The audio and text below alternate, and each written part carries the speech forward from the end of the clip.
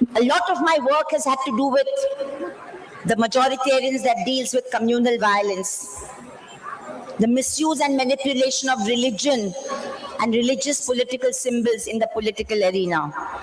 And today I have no hesitation in saying that the government we see at the center and the government that is in power in over a dozen states represents an ideology that is against the Indian Constitution authored by Baba Sahib Ambedkar.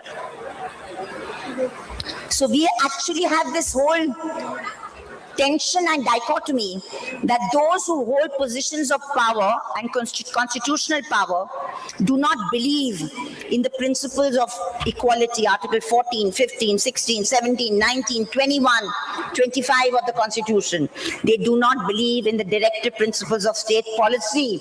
They do not believe in the fair share of transgenders, Muslims, Christians, women, children. The women's movement had this wonderful slogan in the 70s. We hold up more than half the sky. And if we hold up more than half the sky, the concerns of national and international politics. ನಮ್ಗೆ ಹಿಂಸೆ ಕೊಡ್ತಾ ಇದ್ರು, ಅದನ್ನ ಬಾಯ್ಬಿಟ್ಟು ಮಾತಾಡದೆ ಆ ಹಿಂಸೆಯನ್ನು ತಡ್ಕೊಂಡು ನಾವು ಪ್ರಯಾಣ ಬೆಳೆಸಿರ್ತೀವಿ. ಎಷ್ಟೋ ಸರಿ ಇಂಥ ಘಟನೆಗಳು ಇಲ್ಲಿರುವ ಅನೇಕ ಹೆಣ್ಮಕ್ಳಿಗಾಗ್ತವೆ. ಅಂದರೆ ನಾವು ನಮ್ಮ ಅಧೀನತೆಯನ್ನ ಪ್ರತಿ ಗಳಿಗೆಯಲ್ಲೂ ಪ್ರತಿ ನಿಮಿಷದಲ್ಲೂ ಕೂಡ ನಮ್ಮ ಒಳಗಡೆ ನಾವು ಸೇರಿಸ್ಕೊಂಡಿರೋ ಇಂಟರ್ನಲೈಸ್ ಮಾಡ್ಕೊಂಡಿರೋ ಕಾರಣಕ್ಕಾಗಿ ನಾವು ಬಾಯಿ ಬಿಟ್ಟರೆ ಏನಾಗುತ್ತೋ ಅನ್ನೋ ಭಯದಲ್ಲಿ ಬದುಕ್ತೀವಲ್ಲ, ಅಂತಹ ಅಧೀನತೆಯಿಂದ ನಾವು ಬಿಡಿಸ್ಕೊಳ್ಬೇಕಾಗಿದೆ. ಮತ್ತು ಬರೀ ಗಂಡಸರ ಅಧೀನತೆ ಅಲ್ಲ, ನಾವು ಕೂಡ ಗೊತ್ತಿಲ್ಲವೋ ಗೊತ್ತಿಲ್ಲದಕ್ಕೋ ಅವ್ರು ಹೇಳುವ ಅಧೀನತೆಯ ಅಂಶಗಳನ್ನು ನಮ್ಮೊಳಗಡೆ ನಾವು ರೂಢಿಸ್ಕೊಂಡಿರೋದ್ರಿಂದ, ಇಂಟರ್ನಲೈಸ್ ಮಾಡ್ಕೊಂಡಿರೋದ್ರಿಂದ ನಾವು ಅವನ್ನ ಹೇಗೆ ಬಿಡಿಸ್ಕೋಬೇಕನ್ನೋದು ನಾವು ಪ್ರತಿ ಗಳಿಗೆಯಲ್ಲೂ ಕೂಡ ಯೋಚಿಸ್ತಾ ಇರಬೇಕಾಗತ್ತೆ. ಈ ಸಂದರ್ಭದಲ್ಲಿ ನಾವು ಹೇಗೆ ಹೊರಬರಬೇಕು, ಅದಕ್ಕೆ ಯಾರೇ ಒಂದು ಉಪಾಯವನ್ನು ಕೊಡೋಕ್ಕಾಗಲ್ಲ. ಪ್ರತಿಯೊಬ್ಬರೂ ಒಂದೊಂದು ಉಪಾಯದಲ್ಲಿಯೇ ಪ್ರತಿದಿನವೂ ಕೂಡ ನಾವು ನಮ್ಮ ಅಧೀನತೆಯನ್ನು ಬಿಡಿಸ್ಕೊಳ್ಳೋಕ್ಕೆ ನಾವು ಪ್ರಯತ್ನಗಳನ್ನು ಮಾಡ್ತಾ ಇರಬೇಕಾಗುತ್ತೆ. ಇಂಥ ಸಂದರ್ಭದಲ್ಲಿ ನಾವು ಶಿಕ್ಷಣ, ಕೆಲಸ, ಜೀವನ ಕ್ರಮ, ಉದ್ಯೋಗ ಮುಂತಾದ ಅಧೀನತೆಗಳಿಂದ ಹೊರಗಡೆ ಬಂದು ಪ್ರಪಂಚದಲ್ಲಿ ಎಲ್ಲ ಜಾಗದಲ್ಲೂ ಮಹಿಳೆಯರು ಏನಾಗಬೇಕು, ಏನಾಗಿರಬೇಕು, ಹೇಗಿರಬೇಕು, ಹೇಗೆ ವರ್ತಿಸಬೇಕು ಎಂಬುದನ್ನು ನಿರ್ಧರಿಸುವ ಸಮಾಜದ ವಿಚಾರಗಳನ್ನು ನಾವು ನಿತ್ಯ ಆಸ್ ಎ ಆಫೀಸರ್ ಆಗಿ, ಅದು ಪೊಲೀಸ್ ಇಲಾಖೆಯಲ್ಲಿ ಇರುವಂತಹ ಒಬ್ಬ ಅಧಿಕಾರಿಯಾಗಿ, ಒಬ್ಬ ಹಾಗೆಯೇ ಕೌಟುಂಬಿಕ ವ್ಯವಸ್ಥೆಯಲ್ಲಿ ಇರುವಂಥ ಒಂದು ಮಹಿಳೆಯಾಗಿ, ಅದರ ಜೊತೆಗೆ ಸಾಮಾಜಿಕ ವ್ಯವಸ್ಥೆಯನ್ನು ನೋಡ್ತಾ ಇರುವಂತಹ ದೃಷ್ಟಿಕೋನವನ್ನು ಸಹ ನನ್ನ ಮನಸ್ಸಿನಲ್ಲಿ ಇಟ್ಕೊಂಡು ಹಲವಾರು ಆ್ಯಂಗಲಲ್ಲಿ ಅಥವಾ ಬೇರೆ ಬೇರೆ ಮಜಲುಗಳಲ್ಲಿ ಅದನ್ನು ವಿಚಾರ ಮಾಡೋದಾದರೆ ನಾವು ಯಾವುದನ್ನೂ ಸಹ ತುಂಬ ಚಿಕ್ಕದಾಗಿ ಅಥವಾ ತುಂಬ ಕಡಿಮೆ ಇದೆ ವಿಚಾರ ಅನ್ನುವಂಥ ಮಾತಾಡುವಂತಹ ಸ್ಥಿತಿಯಲ್ಲಿ ಇಲ್ಲ. ಈ ಒಂದು ವಿಚಾರ ಏನಿದೆ ಲೈಂಗಿಕ ದೌರ್ಜನ್ಯ ಅಂತದ್ದು ತುಂಬನೇ ನಾವೆಲ್ಲರೂ ಸೂಕ್ಷ್ಮವಾಗಿ ಅವಲೋಕಿಸಬೇಕಾದಂತಹ ವಿಚಾರ ಆಗಿದೆ. ನಾವು ಮೊದಲನೇದಾಗಿ ನೋಡ್ತಾ ಇದ್ರೆ ನಾವು ಎಲ್ಲೋ ಒಂದು ಕಡೆ ಬೇರೆ ಎಲ್ಲೋ ಸಾಮಾಜಿಕವಾಗಿ ನಡೀತಾ ಇದೆ, ನಮ್ಮ ದೇಶದಲ್ಲಿ ನಡೀತಾ ಇದೆ, ನಮ್ಮ ಪ್ರಪಂಚದಲ್ಲಿ ನಡೀತಾ ಇದೆ ಲೈಂಗಿಕ ದೌರ್ಜನ್ಯ. ನಮ್ಮ ಮನೆಯಲ್ಲಿ ನಾವು ಮೊದಲು ಅವಲೋಕಿಸಬೇಕಾಗಿರೋದು ನಮ್ಮ ಮನೆಯಲ್ಲಿ ಅಥವಾ ನಮ್ಮ ಕುಟುಂಬದಲ್ಲಿ ಯಾರ ಮೇಲೆ ಲೈಂಗಿಕ ದೌರ್ಜನ್ಯ ಆಗ್ತಾ ಇದೆ, ಯಾರು ಅದಕ್ಕೆ ಒಳಗಾಗ್ತಾ ಇದ್ದಾರೆ, ಯಾವ ರೀತಿಯಾಗಿ. ನಾವು ಲೈಂಗಿಕ ದೌರ್ಜನ್ಯ ಅಂದ ತಕ್ಷಣ ಬರೀ ಏನೋ ಅವರಿಗೆ ದೇಹ ಮುಟ್ಟಿ ನಾವು ಅದರ ದೌರ್ಜನ್ಯ ಮಾಡ್ತಾ ಇದ್ದೀವಿ ಅಂತಲ್ಲ, ವರ್ಬಲ್ ಆಗಿರ್ಬೋದು, ನಾವು ನೋಡುವಂತಹ ನೋಟ ಆಗಿರ್ಬೋದು, ಗೆಸ್ಚರ್ ಆಗಿರ್ಬೋದು. ಇವತ್ತಿನ ಪ್ರಪಂಚದಲ್ಲಿ ಸೈಬರ್ ಹರಾಸ್ಮೆಂಟ್ ಆಗಿದೆ. ಸೈಬರ್ ಏನು ಕ್ರೈಮ್ ಅಂತೇಳಿ ಕರಿತಾ ಇದ್ದೀವಿ, ಯಾವುದೋ ಒಂದು ವಿಡಿಯೋಗಳ ಮೂಲಕ ಆಗಿರ್ಬೋದು ಅಥವಾ ಅವ್ರ ಹತ್ರ ಯಾವುದೋ ಒಂದು ಫೋಟೋವನ್ನು ಶೇರ್ ಮಾಡಿಕೊಂಡು ಅವರಿಗೆ ದೌರ್ಜನ್ಯವನ್ನು ಮಾಡುವಂಥದ್ದಾಗಿರ್ಬೋದು. ಅದರ ಒಂದು ಏನು ವಿಸ್ತಾರತೆ ಅಂತ ಹೇಳ್ತೀವಿ, ಅದು ತುಂಬಾ ಬೇರೆ ಬೇರೆ ಒಂದು ಮಜಲುಗಳಲ್ಲಿ ಅಥವಾ ಬೇರೆ ಬೇರೆ ಹಂತದಲ್ಲಿ ನಡೀತಾ ಇದೆ. ನಮ್ಮ ಒಂದು ಇಲಾಖೆಯಲ್ಲಿ ಅಥವಾ ಅಪರಾಧಿಗಳನ್ನು ನೋಡುವಾಗ ನಮಗೆ ಅದು ತುಂಬ ಚೆನ್ನಾಗಿ ಅರ್ಥ ಆಗುತ್ತೆ, ಯಾವ ಯಾವ ವ್ಯವಸ್ಥೆಯಲ್ಲಿ ನಾವಿನ್ನು ಬದುಕ್ತಾ ಇದ್ದೀವಿ ಅನ್ನುವಂಥದ್ದು. ಮೇಡಮ್ ಹೇಳ್ತಾ ಇದ್ರು, ನಾವು ಎಲ್ಲಿ ನಿಂತು ಮಾತಾಡ್ತಾ ಇದ್ದೀವಿ ಅಥವಾ ಎಲ್ಲಿ ನಿಂತ್ಕೊಂಡು ನಾವು ಈ ದೃಶ್ಯಗಳನ್ನು ಅವಲೋಕನ ಮಾಡ್ತಾ ಇದ್ದೀವಿ ಅಂತ ಹೇಳಿ. ನಾವೆಲ್ಲರೂ ಅನ್ಕೊಬೋದು, ಸುಮ್ಮನೆ ಯಾವುದೋ ಒಂದು ಹೆಣ್ಣು ಮಗು ಒಂದು ಬಸ್ ಸ್ಟ್ಯಾಂಡಲ್ಲಿ ಹೋಗಿ ನಿಂತ್ಕೊಂಡು ಆಕೆಯ ಪರಿಸ್ಥಿತಿ ನಮಗೆ ಅರ್ಥ ಆಗ್ತದೆ. ಸೊ ಅವಳ ಒಂದು ಕಷ್ಟ ಎಷ್ಟಿರುತ್ತೆ, ಒಂದು ಬಸ್ಸನ್ನು ಹತ್ತಿ ಆಕೆ ತನ್ನ ಊರಿಗೆ ಹೋಗಿ ತಲುಪಬೇಕು ಅನ್ನುವಷ್ಟರಲ್ಲಿ ಅವಳು. ಕರ್ನಾಟಕ, ಅರ್ಚನಾ ಜಯಂತ್, ನನ್ನ ಹೆಸರು ಅರ್ಚನಾ ಜಯಂತ್. ನಾನೊಬ್ಬ ಸಮಾಜ ಹೋರಾಟಗಾರ್ತಿ. ಕರ್ನಾಟಕ ರಾಜ್ಯ ಮಹಿಳಾ ದೌರ್ಜನ್ಯ ಒಕ್ಕೂಟದ ವತಿಯಿಂದ ಇವತ್ತು ನಿನ್ನೆ ಮತ್ತು ಇವತ್ತು 2 ದಿವಸ ನಡೆದಂತಹ ಸಮಾವೇಶ ಹಾಗೂ ಮಹಿಳಾ ದಿನಾಚರಣೆ ನಮಗೆಲ್ಲ ತುಂಬ ತೃಪ್ತಿ ತಂದಂಥ ವಿಚಾರ. ಆದರೆ ಈ ವಿಚಾರ ನಾವೆಲ್ಲ ತಿಳುವಳಿಕೆಯುಳ್ಳವರೇನೆ, ನಾವೆಲ್ಲ ಅರ್ಥ ಮಾಡ್ಕೊಂಡಿರೋರೇನೆ. ಆದರೆ ಇನ್ನೂ ಇದು ಹೆಚ್ಚಾಗಿ ಯಾರಿಗೆ ಪ್ರಚಾರ ಸಿಗಬೇಕು ಅಂಥವ್ರು ಸಂಘಟನೆ ಮಾಡೋಕ್ಕೆ ಸ್ವಲ್ಪ ನಾವು ಹಿಂದೆ ಆಗಿದ್ದೀವಿ. ಅದರ ಮುಂದೆ ಆಗ್ಬೋದು ಅನ್ನೋಂಥ ಒಂದು ಆಶಾಭಾವನೆಯನ್ನು ಇಟ್ಕೊಂಡು ಮುಂದೆ ಇದನ್ನು ಮಾಡೋಣ ಅಂತ. ಆದರೆ ನನ್ನ ಒಂದು ವೈಯಕ್ತಿಕ ವಿಚಾರ ಏನು ಅಂತಂದರೆ, ನನ್ನ ಒಂದು ಅನುಭವದ ಮಾತನ್ನು ನಾನು ನಿನ್ನೆ ಸಮಾವೇಶದಲ್ಲಿ ತಿಸ್ತಾ ಅವರು ಬಂದಿದ್ದರು. ಪಾಪ ಅವರಿಗೆ ಕರ್ನಾಟಕಕ್ಕೆ ಕನ್ನಡ ಭಾಷೆ ಸ್ವಲ್ಪ ಕಷ್ಟ ಆಗಿರೋದ್ರಿಂದ ತಮ್ಮ ಭಾಷೆಯಲ್ಲಿ ತಾವು ಅವ್ರು ನಮ್ಮಗಳಿಗೆಲ್ಲ ಒಂದು ಒಳ್ಳೆಯ ತಮ್ಮ ಹೋರಾಟದ ಬಗ್ಗೆ, ನ್ಯಾಯ ವಿಧಿ ಬಗ್ಗೆ, ಬಜೆಟ್ ಬಗ್ಗೆ, ಪ್ರತಿಯೊಂದರ ಬಗ್ಗೆಯೂ ನಮಗೆ ವಿಚಾರಗಳನ್ನ ತಿಳಿಸಿದರು. ಆದರೆ ಅದರ ಅನುವಾದಕರು ಇಲ್ದಲ್ಲಿರೋದು ಅದೊಂದು ಕೊರತೆ ಸ್ವಲ್ಪ ಆಯಿತು, ಸಭಿಕರಿಗೆ ಅರ್ಥ ಆಗದಲ್ಲೇ. ಅದೊಂದು ತರ್ಜುರ್ಬೆ ಮಾಡೋರದ್ದು ಒಂದು ವ್ಯವಸ್ಥೆ ಮಾಡಬೇಕಾಗಿತ್ತು ಅನ್ನೋದು ಒಂದೇ ನನ್ನ ವಿಚಾರ. ಮತ್ತು ತುಂಬ ಸಮಯ ನಾನು ಸ್ಟೇಜ್ನ ಹಂಚ್ಕೊಂಡು ಕೂತಿರೋದ್ರಿಂದ ಮತ್ತು ತಿಸ್ಸವರು ಸುಮಾರು ಸಮಯ ಕೂತಿರೋದ್ರಿಂದ ಅವರಿಗೆ ಬೇಜಾರಾಗಿರ್ಬೋದು ಅಂತ ಹೇಳಿ ನನಗೆ 2 ಮಾತಾಡಲು ಅವಕಾಶನ ಕೊಟ್ಟಂಥ ಸಂದರ್ಭನ ನನ್ನ ಒಂದು ಅನುಭವದ ಮಾತು ಮತ್ತು ಒಂದು ಸಮಸ್ಯೆಯ ಪರಿಹಾರವನ್ನು ತಿಸ್ತವರ ಗಮನಕ್ಕೆ ತರಬೇಕಾಗಿ ನಾನು ಇಂಗ್ಲೀಷ್ನಲ್ಲಿ ಅವ್ರಿಗೆ ಅದರ ವಿಚಾರವನ್ನು ತಿಳಿಯಪಡಿಸಿದ್ದೀನಿ. ಅದು ಸಾಮಾನ್ಯವಾಗಿ ಆ ಸಮಸ್ಯೆಯನ್ನು ಇಂಥ ಒಂದು ಸಂಘಟನೆಯಿಂದ ನಡೆಸೋಕ್ಕೆ ಖಂಡಿತ ಆಗೋದಿಲ್ಲ. ಇದು ನಮ್ಮಂಥ ಒಂದು ಸಮಾನ ಮನಸ್ಕರು ನಾವಿಲ್ಲೆಲ್ಲ ಸೇರ್ಕೊಂಡು ಏನು ಸೇವೆ ಮಾಡ್ತಾ ಇದ್ದೀವಿ, ನಮ್ಮಂಥವ್ರು ಎಲ್ಲಿ ದಲಿತರಲ್ಲಿ ತೊಂದರೆ ಆಗ್ತಾ ಇದೆ, ಎಲ್ಲಿ ಈ ಸಣ್ಣ ಸಮುದಾಯಗಳಿಗೆ ತೊಂದರೆ ಆಗ್ತಾ ಇದೆ, ಎಲ್ಲಿ ವಿದ್ಯೆ ಇಲ್ಲದಲೇ ತಂದೆ ತಾಯಿಗಳಿಗೆ ಮಕ್ಕಳಿಗೆ ವಿದ್ಯೆ ಕೊಡದಲೆ ಎಲ್ಲಿ ತೊಂದರೆಗಳು ಹೆಣ್ಮಕ್ಳಿಗೆ ಆಗ್ತಾ ಇದೆ, ಇದನ್ನು ತಪ್ಪಿಸೋಕ್ಕೆ ನಮಗೆ ಒಂದೇ ದಾರಿ ಇದೆ. ಏನು ಅಂತಂದರೆ, ಸಮಾನ ಮನಸ್ಕರು ನಾವು ಸ್ವಲ್ಪ ಒಂದು 10 ಜನ ವಿದ್ಯಾವಂತರು ಸೇರಿಕೊಂಡು ಸಮಯವನ್ನು ಕೊಟ್ಟು ನಾವು ಗೌರ್ಮೆಂಟಿಂದ ಸ್ವಲ್ಪ ಅನುದಾನವನ್ನು ಪಡೆದು ಕೊಡಂತಹ ಸಮ ಮನಸ್ಕರಿಂದ ಅನುದಾನವನ್ನು ಪಡೆದು ಒಂದು ಕುಗ್ರಾಮವನ್ನು ನಾವು NGOಗಳ ತರಹ ತಗೊಂಡು ಆ ಮಕ್ಕಳನ್ನು ಮೇಲ್ತರಂಥ ವ್ಯವಸ್ಥೆ ನಮ್ಮ ಎಲ್ಲಿ ಜಿಲ್ಲೆಗಳಲ್ಲಿ, ತಾಲೂಕು ವಾರಗಳಲ್ಲಿ, ಹಳ್ಳಿಗಳಲ್ಲಿ ಎಲ್ಲರ ಕಡೆಯಿಂದ ನಡೀತಾ ಬಂದರೆ, ನಾವು ಮನಸ್ಸು ಮಾಡಿದರೆ ನಮ್ಮ ಸಮಯವನ್ನು ಅವ್ರಿಗೆ ಕೊಡ್ತೀವಿ ಅನ್ನೋಂಥ ಒಂದು ಮನಸ್ಸು ಮಾಡಿ NGO ಥರ ನಾವು ನನ್ನ ಕುಟುಂಬ ಅನ್ನೋಂಥ ಒಂದು ವ್ಯವಸ್ಥೆನ ನಾವು ತಗೊಂಡು ಹೊರಟ್ರೆ ಖಂಡಿತ ನಾವು ಇದರಿಂದ ಹೊರಗೆ ಬಂದು ಒಂದು ಸುಂದರವಾದ ಸಮಾಜವನ್ನು ಕಟ್ಟಬಹುದು. ಇವತ್ತಿನ ಸ್ಪೀಚಲ್ಲಿ ಹೇಳಿದ ಹಾಗೆ ಬೆಳಗಾವಿ ಆಯುಕ್ತರು ಹೇಳಿದರು, ಇವತ್ತು ನಮಗೆ ಮೂಲವಾಗಿ ಮೈನಸ್ ಪಾಯಿಂಟ್ ಏನು ಅಂತಂದರೆ ಒಂದು ವಿದ್ಯೆ,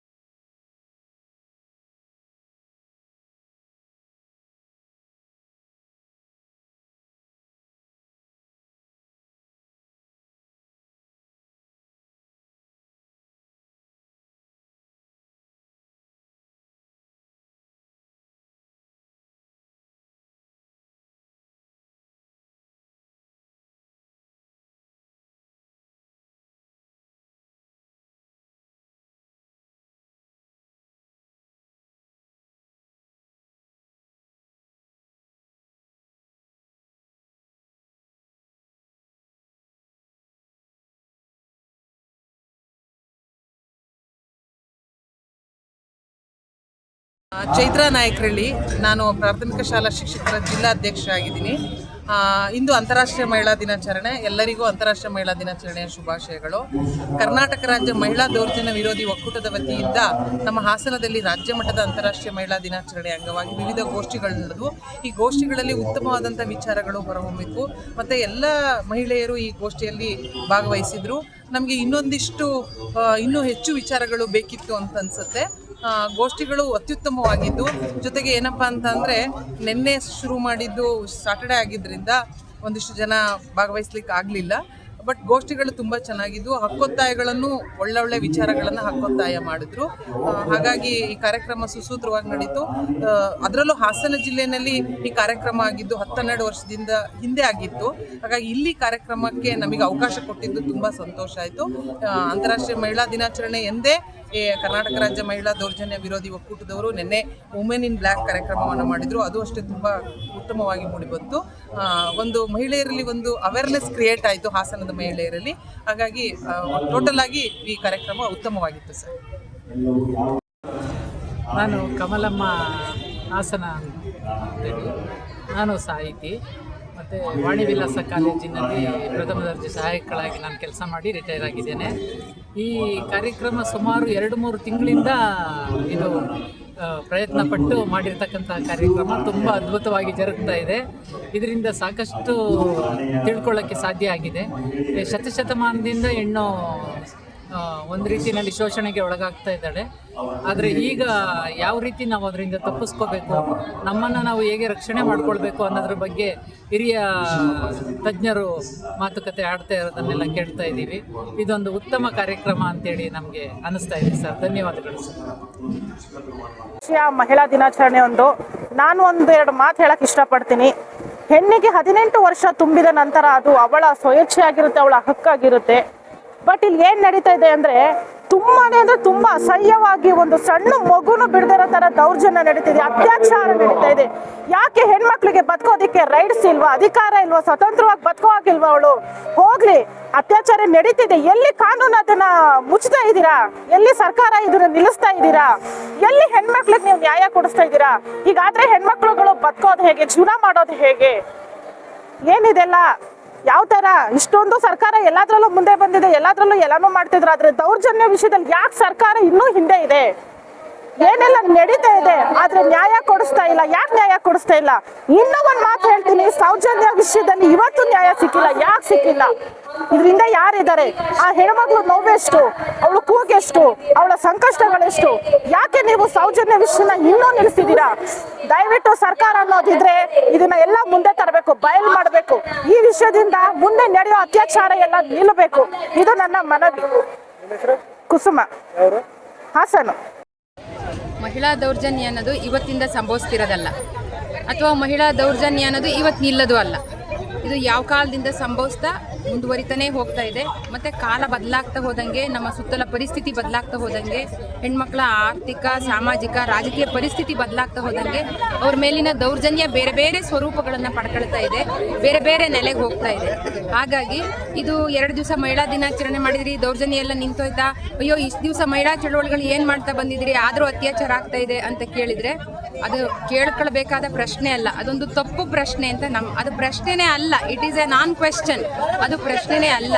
ಹೇಗೆ ಕಸ ಗುಡಿಸ್ತಾನೆ ಇರುತ್ತೆ, ಗುಡಿಸಿ ಹೊರಗೆ ಹಾಕ್ತಾನೆ ಇರಬೇಕು. ಅದೇ ಥರ ಎಲ್ಲಿವರೆಗೆ ಸಮಾಜ ಇರುತ್ತೋ ಅದರಲ್ಲೂ ಈ ಥರ 750 ಕೋಟಿ ಮನುಷ್ಯರು ಈ ಭೂಮಿ ಮೇಲೆ ತುಂಬಿಕೊಂಡು ಆ ಮನುಷ್ಯರನ್ನ ಜಾತಿ, ವರ್ಗ, ಲಿಂಗತ್ವ, ಧರ್ಮ, ಭಾಷೆ ಇದು ಎಲ್ಲದೂ ಈ ಥರ ವಿಭಜಿಸಿ ಇಟ್ಟಿರುವಾಗ, ಎಲ್ಲ ವಿಭಜನೆಯ ಮೂಲ ಗಂಡು ಹೆಣ್ಣು ಒಂದು ವಿಭಜನೆ ಮಾಡಿಟ್ಟಿರುವಾಗ, ಎಲ್ಲರನ್ನ ಚೌಕಟ್ಟಿಗೆ ಒಳಪಡಿಸಿಟ್ಟಿರುವಾಗ,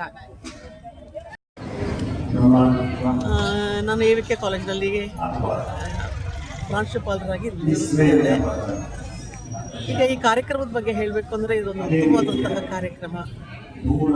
ಮಹಿಳೆಯರಿಗೆ ತಮ್ಮ ಸ್ಥಿತಿಗತಿಗಳ ಬಗ್ಗೆ ಒಂದು ಅರಿವನ್ನು ಮೂಡಿಸಿ ಅದರ ಮೂಲಕ ತಮ್ಮ ಈ ಸದ್ಯದ ಅಸಹನೀಯವಾದಂಥ ಪರಿಸ್ಥಿತಿಯಿಂದ ಹೊರಬರೋದಕ್ಕೆ ನಾವು ಹೇಗೆ ವ್ಯವಸ್ಥಿತವಾಗಿ ಹೋರಾಡಬೇಕು, ಹೇಗೆ ನಾವು ನಮ್ಮನ್ನು ನಾವು ಈ ಕಾರ್ಯಗಳಲ್ಲಿ ತೊಡಗಿಸ್ಕೊಂಡು ಆ ಮೂಲಕ ನಾವು ನಮ್ಮ ಸ್ಥಾನಮಾನಗಳನ್ನು ಉತ್ತಮಪಡಿಸ್ಕೊಳ್ಳೋದಕ್ಕೆ ಪ್ರಯತ್ನ ಪಡಬೇಕು ಅನ್ನೋದರ ಬಗ್ಗೆ ಒಂದು ಅರಿವನ್ನು ಮೂಡಿಸುತ್ತೆ. ಈಗ ಹೊರಬಂದಿರತಕ್ಕಂತಹ ಅರಿವಿನ ಪ್ರಯಾಣ ಅಂತಕ್ಕಂಥದ್ದನ್ನು ಎಲ್ಲರೂ ಓದಿದ್ರೆ ಉತ್ತಮ. ಯಾಕೆ ಅಂತಂದರೆ ಅದರಲ್ಲಿ ಹೆಣ್ಮಕ್ಳ ಸಮಸ್ಯೆಗಳೇನು, ಅದನ್ನು ಹೇಗೆ ಸಮಸ್ಯೆಗಳನ್ನು ಪರಿಹರಿಸ್ಕೋಬೋದು, ಅದರ ಸವಾಲುಗಳು ಏನು ಅನ್ನೋದ್ರ ಬಗ್ಗೆ ಆ ಅರಿವಿನ ಪಯಣ ಅಂತಕ್ಕಂಥ ಪುಸ್ತಕ ನಮಗೆ ಬಹಳಷ್ಟು ಮಾಹಿತಿಯನ್ನು ಕೊಡುತ್ತೆ.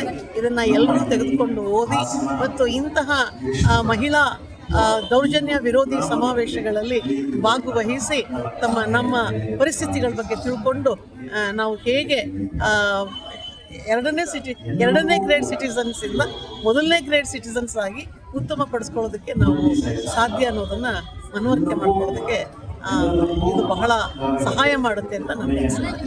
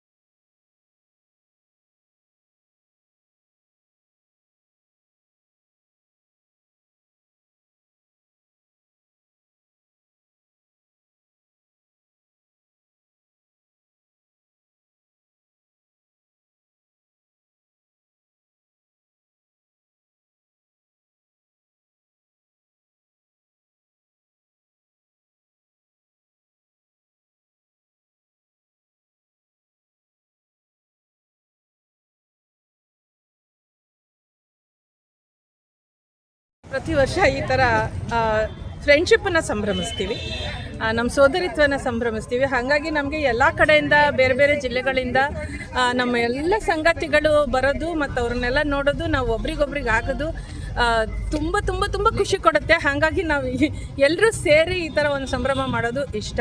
ಹಾಗಂತ ನಮಗೆ ಹೊರಗಡೆ ಏನು ನಡೀತಿದೆ ಇವತ್ತಿಂದು ಬೇಜಾರಿನ ಸಂಗತಿಗಳು ತುಂಬ ಇದ್ದಾವೆ. ಅದ್ರ ಬಗ್ಗೆ ನಾವು ವರ್ಕ್ ಮಾಡ್ತಾನೆ ನಾವು ನಮ್ಮ ಸಂತೋಷನ ಯಾವತ್ತೂ ಕಳ್ಕೊಳ್ಬಾರ್ದು. ನಾವು ನಮ್ಮ ಎಲ್ಲ ಈ ಥರ ಸಂತೋಷನ ಹತ್ತಿಕ್ಲಾಗತ್ತೆ ಅನ್ನೋದಕ್ಕೆ ಅದೊಂದು ಪೊಲಿಟಿಕಲ್ ಪಾಯಿಂಟ್ ಕೂಡ ನನಗೆ. ಸೊ ನಾವು ಖುಷಿಯಾಗಿರೋದನ್ನು ನೋಡಲಿ, ಎಲ್ಲರೂ ಖುಷಿಯಾಗಿರಲಿ ಅಂತ ನನ್ನ ಆಸೆ ಅಷ್ಟೇ. ರೇಖಾಂಬ ಅಂತ ಶಿವಮೊಗ್ಗದಿಂದ ಒಕ್ಕೂಟದ ಜೊತೆ ಕೆಲಸ ಮಾಡ್ತೀನಿ. ಎಲ್ಲರಿಗೂ ನಮಸ್ಕಾರ. ನನ್ನ ಹೆಸರು ಭಾನುಮತಿ, ಜನನಿ ಫೌಂಡೇಶನ್ ಅಧ್ಯಕ್ಷರು ಹಾಗೂ ಸಂಸ್ಥಾಪಕರು. ನಮ್ಮ ಕರ್ನಾಟಕ ರಾಜ್ಯ ಮಹಿಳಾ ದೌರ್ಜನ್ಯ ವಿರೋಧಿ ಒಕ್ಕೂಟದ ಒಂದು ಬೃಹತ್ ಸಮಾವೇಶ, 14ನೇ ಬೃಹತ್ ಸಮಾವೇಶವನ್ನು ನಮ್ಮ ಹಾಸನ ಜಿಲ್ಲೆಯ ಈ ಕಲಾಕ್ಷೇತ್ರದಲ್ಲಿ ಹಮ್ಮಿಕೊಂಡಿದ್ವಿ. 2 ದಿನದಿಂದ 7 ಮತ್ತು 8 ದಿನ, 8ನೇ ತಾರೀಕು 2 ದಿನ ಬಹಳ ಅಚ್ಚುಕಟ್ಟಾಗಿ ಕಾರ್ಯಕ್ರಮ ಮೂಡಿಬಂತು. ರಾಜ್ಯದ ಹಲವು ಜಿಲ್ಲೆಗಳಿಂದ ಸಾಕಷ್ಟು ಜನ ಬಂದಿದ್ದರು. ತುಂಬ ಖುಷಿಯಾಯಿತು. ನಾವು ಅವರೊಂದಿಗೆ, ಅವರು ನಮ್ಮೊಂದಿಗೆ ಬೆರೆತು ವಿಚಾರ ವಿನಿಮಯ ಮಾಡ್ಕೊಂಡ್ವಿ, ಊಟ ತಿಂಡಿ ಮಾಡಿದ್ವಿ, ವಸತಿಯಲ್ಲಿ ಸೇರಿಕೊಂಡ್ವಿ. ಇದೆಲ್ಲ ಮಾಡಿದ್ರಿಂದ ಏನಾಯಿತು ಅಂದರೆ ನಾವು ಹೆಣ್ಣು ಹೆಚ್ಚು ಸಬಲಗೊಳ್ಳೋದಕ್ಕೆ ತುಂಬ ಖುಷಿಯಾಯಿತು. ಇದೊಂದು ದೊಡ್ಡ ಕಾರ್ಯಕ್ರಮ ಅಂತ ನನಗೆ ಅನ್ನಿಸ್ತು. ಎಲ್ಲರೂ ಖುಷಿಪಟ್ಟರು ಈ ಕಾರ್ಯಕ್ರಮಕ್ಕೆ. ಅಲ್ಲದೆ ಹೊರ ರಾಜ್ಯಗಳಿಂದನೂ ಕೂಡ ತೀಸ್ತಾ ಸೆಟಲ್ ಮಾಡೋ ಇವರೆಲ್ಲ ಬಂದಿದ್ದರಿಂದ ನೋಡಿದ್ರೆ ನಮಗೆ ತುಂಬ ಪ್ರೋತ್ಸಾಹ ಸಿಕ್ತು. ಇನ್ನೂ ಹೆಚ್ಚು ಇಂತಹ ಕೆಲಸಗಳನ್ನು ಮಾಡಬೇಕು ಅನ್ನೋ ಖುಷಿ ನಮಗಾಯಿತು. ಹಾಗೆ ರಾಜ್ಯ ಒಕ್ಕೂಟದ, ಕರ್ನಾಟಕ ರಾಜ್ಯ ಮಹಿಳಾ ದೌರ್ಜನ್ಯ ವಿರೋಧಿ ಒಕ್ಕೂಟದ ರಾಜ್ಯ ಸದಸ್ಯರುಗಳು ಕೂಡ ನಮ್ಮೊಂದಿಗೆ 3-4 ದಿನಗಳ ಮುಂಚಿತವಾಗೇ ಬಂದು ಈ ಕಾರ್ಯಕ್ರಮವನ್ನು ಯಶಸ್ವಿಗೊಳಿಸೋದ್ರಲ್ಲಿ ಸಹಕರಿಸಿದ್ರು. ಹಾಗೆ ಜಿಲ್ಲೆಯ ಪ್ರತಿಯೊಬ್ಬರು ಪುರುಷ ಮತ್ತು ಮಹಿಳೆಯರು ಪ್ರತಿಯೊಬ್ಬರು ಈ ಕಾರ್ಯಕ್ರಮದಲ್ಲಿ ಸಹಭಾಗಿಗಳಾಗಿದ್ದರು ಹಾಗೂ ಸಹಕರಿಸಿದ್ರು. ನಿಜವಾಗ್ಲೂ ಎಲ್ರಿಗೂ ಧನ್ಯವಾದಗಳನ್ನು ಹೇಳ್ತೀನಿ. ಈ 2 ದಿನ ಮಾರ್ಚ್ 7-8 ಕರ್ನಾಟಕ ರಾಜ್ಯ ಮಹಿಳಾ ದೌರ್ಜನ್ಯ ವಿರೋಧಿ ಒಕ್ಕೂಟ ಹಾಸನ ಜಿಲ್ಲೆಯ ಘಟಕದಿಂದ ನಾವು ಮಹಿಳಾ ಚೈತನ್ಯ ದಿನವನ್ನು 2 ದಿನಗಳ ಕಾಲ ರಾಜ್ಯ ಮಟ್ಟದ ಮಹಿಳಾ ಸಮಾವೇಶವಾಗಿ ಹಮ್ಮಿಕೊಂಡಿದ್ವಿ. 2 ದಿನಗಳ ಕಾಲ ತುಂಬ ಚೆನ್ನಾಗಿ ಆಯಿತು ಕಾರ್ಯಕ್ರಮ. ನಿನ್ನೆ ಬೆಳಗ್ಗೆ ಬೃಹತ್ ಜಾಥಾ, ಆ ನಂತರ ಬಂದು ಇಲ್ಲಿ ಬಹಿರಂಗ ಸಭೆ, ತೀಸಾ ಸೆಟಲ್ವಾಡ್ ಅವರು ಮತ್ತು ಅಕ್ಕೈ ಪದ್ಮಶಾಲಿ ಅವರು ಎರಡೂ ಜಾಥಾ ಮತ್ತು ಬಹಿರಂಗ ಸಭೆಯನ್ನು ಉದ್ದೇಶಿಸಿ ಮಾತನಾಡಿದ್ರು. ಆ ನಂತರದಲ್ಲಿ ಮಧ್ಯಾಹ್ನ ಸಾಂಸ್ಕೃತಿಕ ಕಾರ್ಯಕ್ರಮಗಳು ಮತ್ತು ಸಾಯಂಕಾಲ ಕಪ್ಪು ಉಡುಗೆಯಲ್ಲಿ ಮಹಿಳೆಯರು ಕೂಡ 100 ಜನಗಳು ಸೇರಿ, ಅದರಲ್ಲೂ ಹೆಣ್ಮಕ್ಳು ಮತ್ತು ಮಹಿಳೆಯರ ಪರವಾಗಿ ಯೋಚಿಸುವಂಥ ಎಲ್ಲ ಪುರುಷ ಸಂಗಾತಿಗಳು ಸೇರಿ ತುಂಬ ಚೆನ್ನಾಗಿ ಕಾರ್ಯಕ್ರಮ ಆಯಿತು. ಇವತ್ತು ವಿಚಾರಗೋಷ್ಠಿ, ಮಹಿಳೆಯ ಮೇಲೆ ನಡೀತಾ ಇರುವಂಥ ದೌರ್ಜನ್ಯ, ಅದನ್ನು ನಿರ್ಬಂಧಿಸಕ್ಕೆ ಇರುವಂಥ ಆಯಾಮಗಳನ್ನು ಇಟ್ಕೊಂಡು ಇಡೀ ದಿನ ಚರ್ಚೆಗಳಾಯಿತು, ಮತ್ತು ಸಂವಾದಗಳಾಯಿತು, ಮತ್ತೆ ನಾವು ಮುಂದಕ್ಕೆ ಹೇಗೆ ಹೆಜ್ಜೆಗಳನ್ನು ಇಡಬೇಕು ಅನ್ನುವಂಥ ಕುರಿತು ಕೂಡ ಚರ್ಚೆಗಳಾಯಿತು. ಇನ್ನು ಮುಂದಿನ ದಾರಿ. ಇದು ತುಂಬ ಒಳ್ಳೆಯ ಕಾರ್ಯಕ್ರಮ. ಆ್ಯಕ್ಚುಲಿ ಇಷ್ಟು ಜನ ಮಹಿಳೆಯರು ಒಂದು ಕಡೆ ಸೇರಿ ಅವರ ಒಪಿನಿಯನ್ನು, ಅವರ ಅಭಿವ್ಯಕ್ತಿಗಳನ್ನು ಅಭಿವ್ಯಕ್ತಿಸುವಂಥ ರೀತಿಯೇ ತುಂಬ ಚೆಂದ ಅನಿಸುತ್ತೆ. ಈ ಅಷ್ಟು ಹೆಣ್ಣುಮಕ್ಕಳು ಎಲ್ಲ ತಮ್ಮ ಎಲ್ಲ ಕೆಲಸಗಳನ್ನ ಬದಿಗೊತ್ತಿ ತಮ್ಮದೇ ಏನೋ ಒಂದು ಹಕ್ಕು ಅಥವಾ ತಮ್ಮದೇ ಏನೋ ಒಂದು ಸ್ವಾತಂತ್ರ್ಯಕ್ಕೋಸ್ಕರ ಇವತ್ತಿನ ಬಂದು ಸೇರಿದ್ದಾರೆ.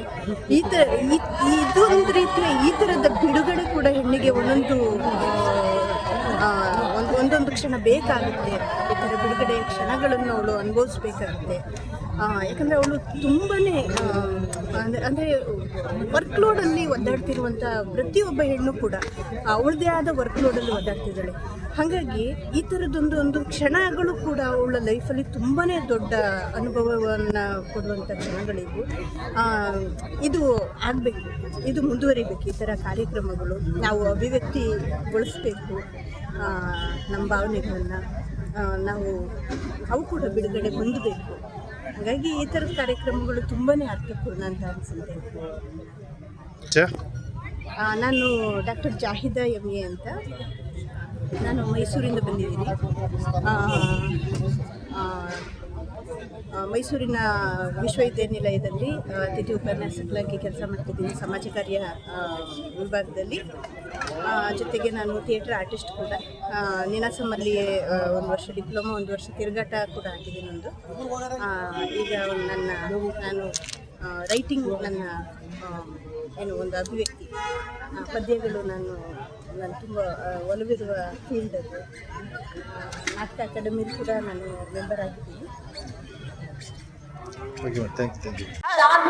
ಜಾಗಗಳನ್ನೆಲ್ಲ ಎಲ್ಲಾ ಸಾರ್ವಜನಿಕ ಜಾಗಗಳನ್ನ ಕ್ಲೈಮ್ ಮಾಡಕ್ ಬಂದಿದೀವಿ. We are claiming our space. ಮತ್ತೆ ಯಾವುದೇ MP MLA ಅಧಿಕಾರಿಗಳು ಅಧಿಕಾರವನ್ನ ದುರುಪಯೋಗ ಪಡಿಸ್ಕೊಂಡು ಯಾರು ಮಹಿಳೆಯರ ಮೇಲೆ ದೌರ್ಜನ್ಯ ಎಸಗ್ತಾ ಇದ್ದಾರೋ ಅವರೆಲ್ಲರ ವಿರುದ್ಧ ದನಿ ಎತ್ತಿ ಅವರ ಹುಟ್ಟಡಗಿಸೋದಕ್ಕೆ ನಾವಿವತ್ತು ಬಂದಿದ್ದೀವಿ. ಮಹಿಳಾ ದೌರ್ಜನ್ಯ ವಿರೋಧಿ ಒಕ್ಕೂಟದವರು ಹೋರಾಟ ಮುಂದುವರಿಯುತ್ತೆ. ಇವತ್ತು ಈ ವರ್ಷ ಶುರು ಆಗಿದೆ, ಇನ್ನು ನಿಲ್ಲದಿಲ್ಲ. ಇದು ನಾವು ಯಾವುದೇ ರೀತಿ ದೌರ್ಜನ್ಯನ ಸಹಿಸೋದಿಲ್ಲ. ಈ ಹೋರಾಟ ಯಾವಾಗ್ಲೂ ಮುಂದುವರಿಯುತ್ತೆ. ಇಂತಹ ಸಮಾವೇಶಗಳು ಹೆಚ್ಚಾಗಿ ನಡೆದಾಗ ಮಾತ್ರ ಮಹಿಳೆಯರು ಆಚೆ ಬಂದು ಬಾಯಿ ಬಿಟ್ಟಾಗ ಅಥವಾ ಒಂದು ಸಮಾಜದ ಬಗ್ಗೆ ಮತ್ತು ತಮಗೆ ಆಗ್ತಾ ಇರುವಂತಹ ಶೋಷಣೆಗಳಾಗಿರಬಹುದು ಅಥವಾ ತಮ್ಮ ಸಹೋದರಿಯರಿಗೆ ಅಕ್ಕಪಕ್ಕದವರಿಗೆ ಆಗ್ತಿರುವಂತಹ ಶೋಷಣೆಗಳಾಗಿರ್ಬೋದು ಮಾತಾಡಿದಾಗ ಮಾತ್ರ ಸಮಸ್ಯೆ ಪರಿಹಾರ ಆಗಬಹುದು ಅಥವಾ ಎಲ್ಲರೂ ಒಟ್ಟುಗೂಡಿದಾಗ ಮಾತ್ರ ಸಮಸ್ಯೆ ಪರಿಹಾರ ಆಗಬಹುದು.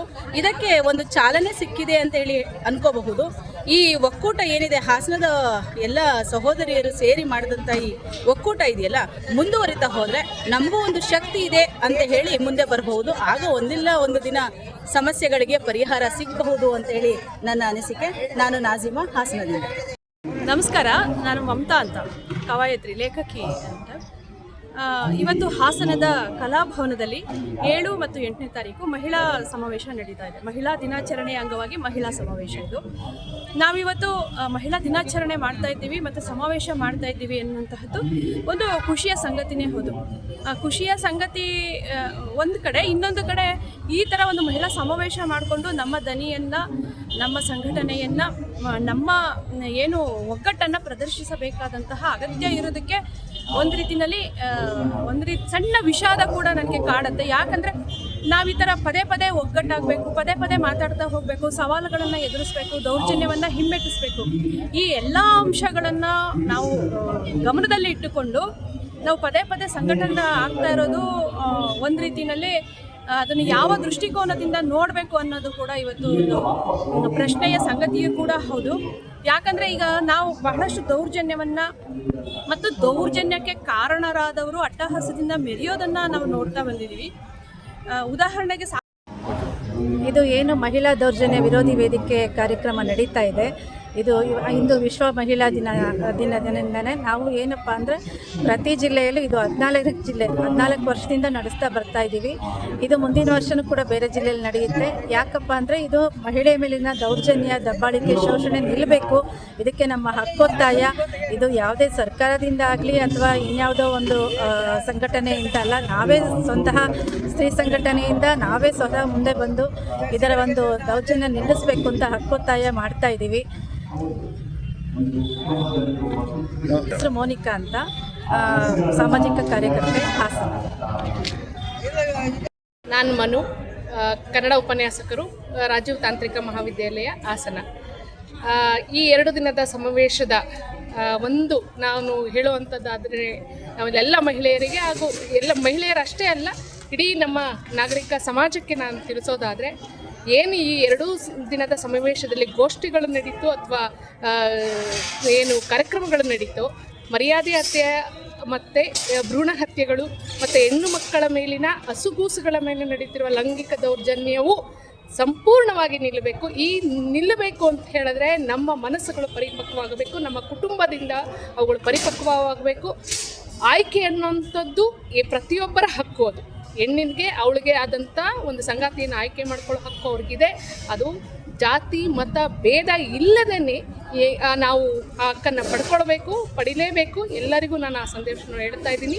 ಹಾಗಾಗಿ ಈ ಮಹಿಳಾ ಸಮಾವೇಶದ ಉದ್ದೇಶ ಏನಿತ್ತೋ ಅದು ಸಂಪೂರ್ಣವಾಗಿ ಕಾರ್ಯಗತ ಆಗಬೇಕು ಅನ್ನುವಂಥದ್ದನ್ನು ನಾನು ಈ ಮೂಲಕ ಸಂದೇಶವನ್ನು ನೀಡಲಿಕ್ಕೆ ಇಷ್ಟಪಡ್ತೀನಿ.